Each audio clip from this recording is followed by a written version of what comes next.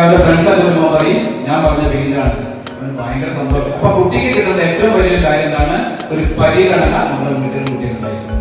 Next അടുത്തത് തലോടൽ. തെറ്റിദ്ധരിക്കണ്ട. And extending note of thanks on this memorable occasion.